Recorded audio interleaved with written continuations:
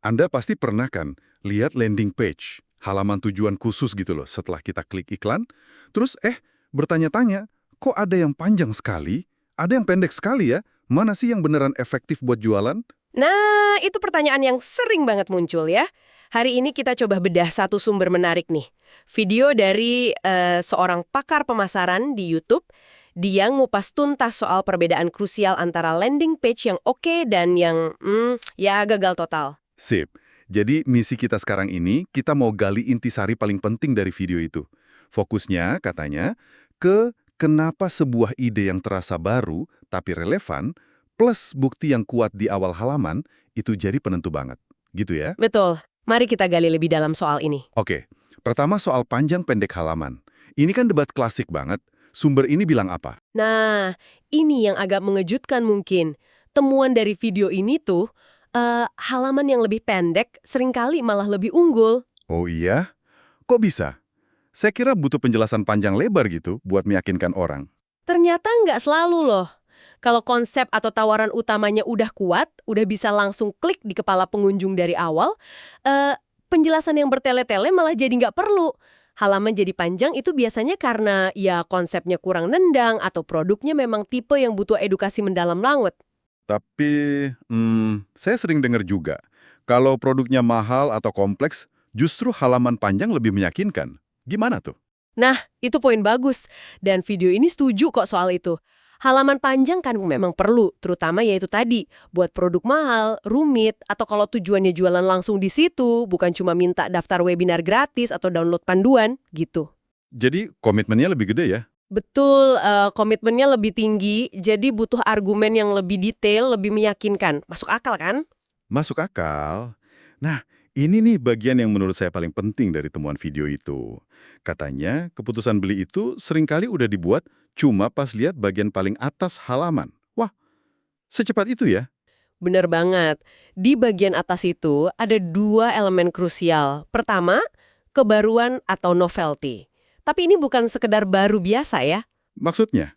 Maksudnya, ini lebih ke kemampuan menyuarakan sesuatu yang sebenarnya dipikirin banyak orang tapi belum ada yang ngomongin secara gamblang, gitu loh. Wah, kedengarannya keren. Contohnya gimana tuh? Biar kebayang. Yep, yang sering gagal.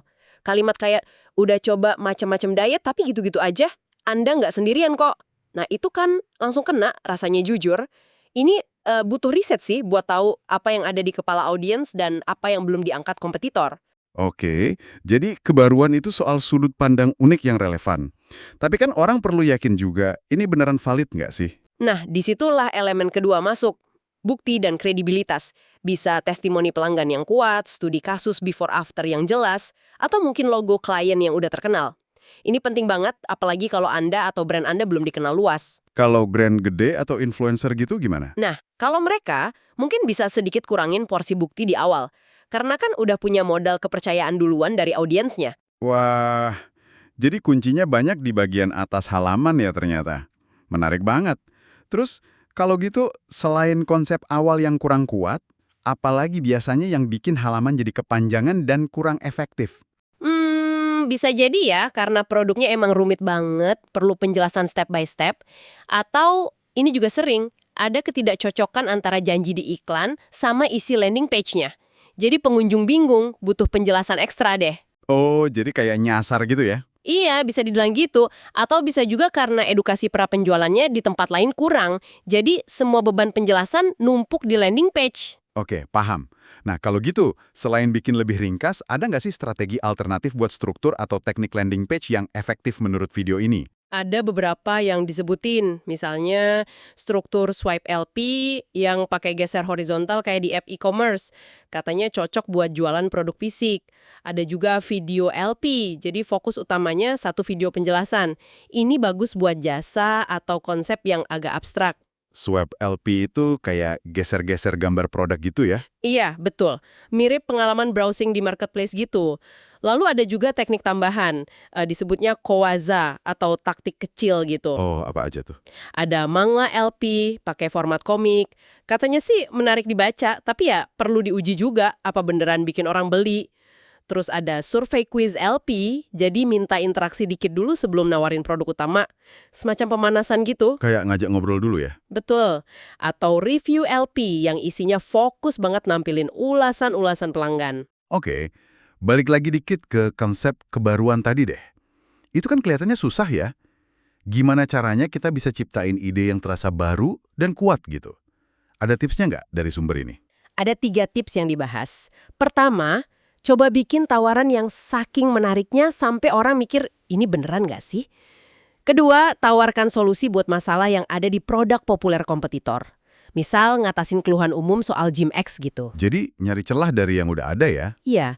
Atau yang ketiga, ciptain istilah atau kategori baru yang unik tapi gampang dipahami. Kayak Takyubin dari Yamato Transport buat jasa kurir cepat, atau contoh lain, Shunshoku Diet. Jadi bikin kategori sendiri. Menarik, menarik. Terakhir nih, soal video. Tadi kan disebut ada video LP. Kalau video ditaruh di halaman biasa atau di homepage website utama? Nah, saran dari pakar di video ini, hati-hati kalau naruh video di dalam landing page standar. Takutnya malah bikin orang ke-distract dari tombol utama, misal tombol beli atau daftar.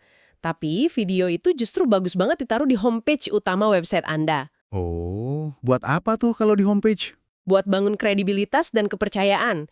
Jenis video yang efektif di sana itu kayak kisah sukses klien. Wah, itu kuat banget. Bahkan bisa dikumpulin jadi satu halaman khusus testimoni video. Keren juga idenya. Selain testimoni, Video tutorial atau demo cara pakai produk. Itu juga sangat membantu.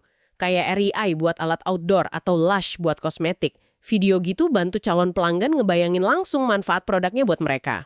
oke deh. Jadi, kalau kita simpulkan nih ya, landing page yang efektif itu seringnya bisa lebih pendek, asal konsep dan buktinya di bagian awal udah nendang banget. Dan kuncinya ada di kebaruan. Berani ngomongin apa yang dipikirin audiens, tapi belum ada yang bilang. Gitu kan? Tepat sekali. Dan satu hal penting lagi, jangan lupa testing.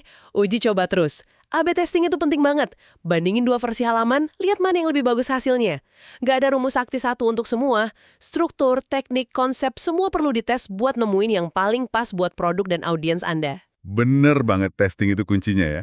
Nah, ini mungkin satu pemikiran penutup buat Anda yang dengerin. Gimana ya caranya prinsip menyuarakan yang tak terucapkan ini bisa Anda terapin lebih luas lagi. Nggak cuma di landing page, tapi di semua cara Anda ngomongin pemasaran Anda. Supaya bisa bangun hubungan yang lebih asli, lebih dalam sama audiens Anda. Coba direnungkan ya.